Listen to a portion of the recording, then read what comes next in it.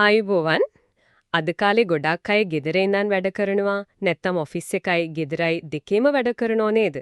ඉතින් මේ remote work, hybrid work කියන ක්‍රමයක virtual private networks ඒ කියන්නේ VPNs අද ව්‍යාපාරවලට නැතුවම බැරි වෙලා.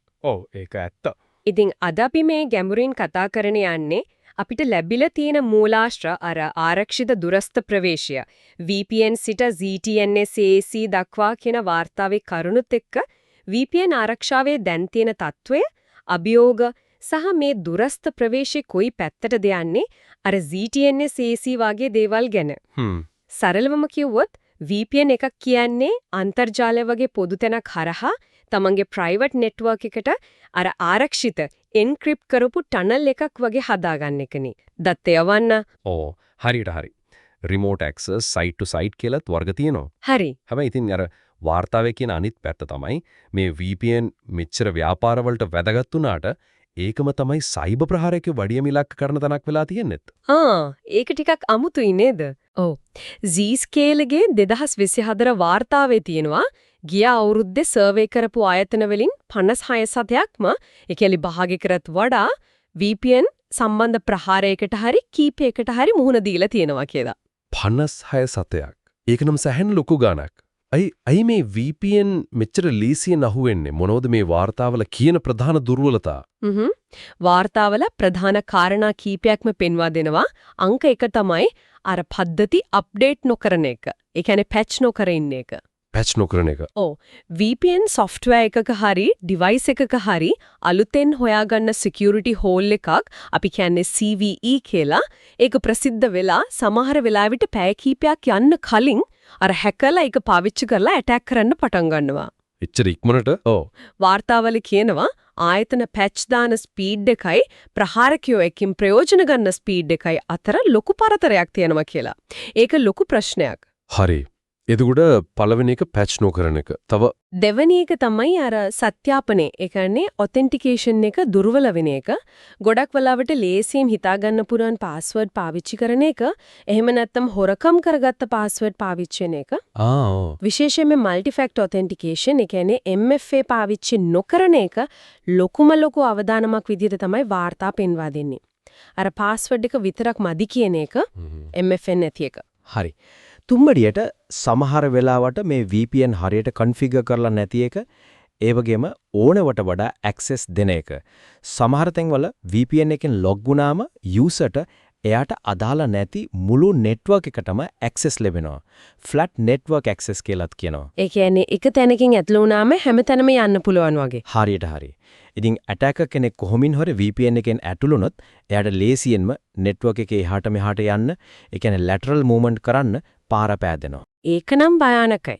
හරි. එතකොට මේ අවදානම් එක්ක VPN ආරක්ෂාව වැඩි කරගන්න මොනවද මේ වාර්තාවල රෙකමෙන්ඩ් කරන්නේ? මොනවද කරන්න ඕනේ කියන්නේ? ඔව්.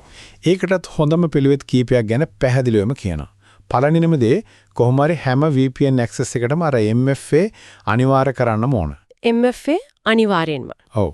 දෙවනිය VPN software වලට firmware වලට එන security patches එළියට ආපු ගමන් ප්‍රමාද නොකර දාන්න ඕන. අර කලින් කිව්ව වේක පරතර අඩු කරගන්න. කාලෝචිත පැච් කිරීම. හරි. තුන්වෙනියට අර encryption එක ශක්තිමත් වෙන්න ඕනේ. AES-256 වගේ ස්ටෑන්ඩඩ් එකකට ඒ වගේම ආරක්ෂිත අලුත් VPN protocols open VPN හරි WireGuard හරි වගේ ඒවා පාවිච්චි කරන්න ඕන.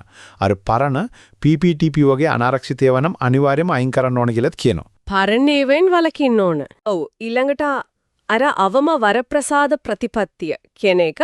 ඒ කියන්නේ කෙනෙක්ට යාගේ වැඩේට අවශ්‍යම දේට විතරක් ඇක්සස් දෙන එක. නෙට්වර්ක් එක සෙග්මන්ට් කරන එක කෙනෙක් කොටස් වලට වෙන් කරන එකත් වැදගත්. එතකොට එක තැනක් කොම්ප්‍රොමයිස් වුණත් සම්පූර්ණ නෙට්වර්ක් එකටම බලපෑම යන්නේ නැහැ. බලපෑම සීමා කරනවා. හරි. තව අන්තිමට මේ VPN වල මොනවද වෙන්නේ කියලා හරියට log තියාගන්න එක. ඒ කියන්නේ records තියාගන්න එක.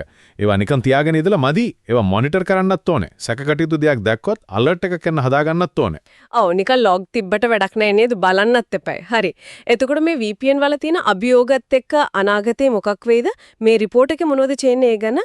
සම්ප්‍රදායික VPN විතරක් ඇති වෙයිද? වාර්තාවල පැහැදිලිවම කියනවා මේකේ අනාගතේ යන්නේ zero trust network access. ඒ කියන්නේ ZTNA සහ Secure Access Service Edge ඒ කියන්නේ SASA වගේ දේවල් වලට කියලා. ZTNA සහ SASA. VPN වල අර ලොකුම ප්‍රශ්නයක් වුණු ෆ්ලැට් නෙට්වර්ක් ඇක්සස්. ඒ කියන්නේ එකපාර ගොඩක් දේට ඇක්සස් ලැබෙන එක මේ ZTNA වලින් මගහරවනවා. ZTNA වල මූලිකම අදහස තමයි කවදාවත් විශ්වාස කරන්න එපා හැම වෙලේම වෙරිෆයි කරන්න කියන එක. Never trust, always verify. ඒ කියන්නේ නෙට්වර්ක් එකට ඇක්සස් දෙනවට වඩා යූසර් කවුද, ඩිවයිස් එක මොකක්ද, කන්ටෙක්ස්ට් එක මොකක්ද කියලා හැමපාරම බලලා එයාට අදාළ ඇප්ලිකේෂන් එකට විතරක් ඇක්සස් දෙන ක්‍රමයක් මේක.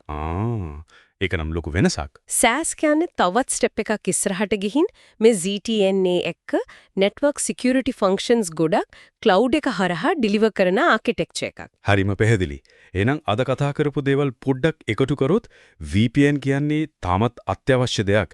හැබැයි ඒකේ ආරක්ෂාව ගැන ගොඩක් හිතන්න ඕනේ. අර MFA දාන එකයි වෙලාවට පැච් කරන එකයි වගේ මූලික දේවල් අනිවාර්යයි කියලායි මේ මූලාශ්‍ර වලින් පේන්නේ. ඒක නම් හැමමයි.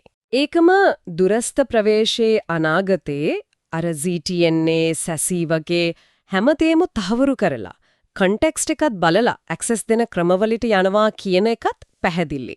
අවසාන වශයෙන් පොඩ්ඩක් හිතන්න දෙයක් තියෙනවා මේ ZTNA SASE වගේ අලුත් දේවල් කොච්චර හොඳ වුණත් ඒව වැඩ කරන්න නම් ඒ යටින් තියෙන බේස් එක, ඒ කියන්නේ අර user identity management එක, device security එක වගේ මූලික ආරක්ෂණ දේවල් හරිම ශක්තිමත් වෙන්න ඕනේ. අඩිතාලම ශක්තිමත් වෙන්න ඕනේ. ඉතින් ආයතනයක් මේ අලුත් ටෙක්නොලොජි වලට යන්න කලින් තමන්ගේ ওই මූලික ආරක්ෂණ අඩිතාලමේ ඇත්තටම කොච්චර ශක්තිමත්ද කියලා තහවුරු කරගන්න එක කොයිතරම් වැදගත්ද කියන එකත් හිතන්න ඕන කාරණයක්.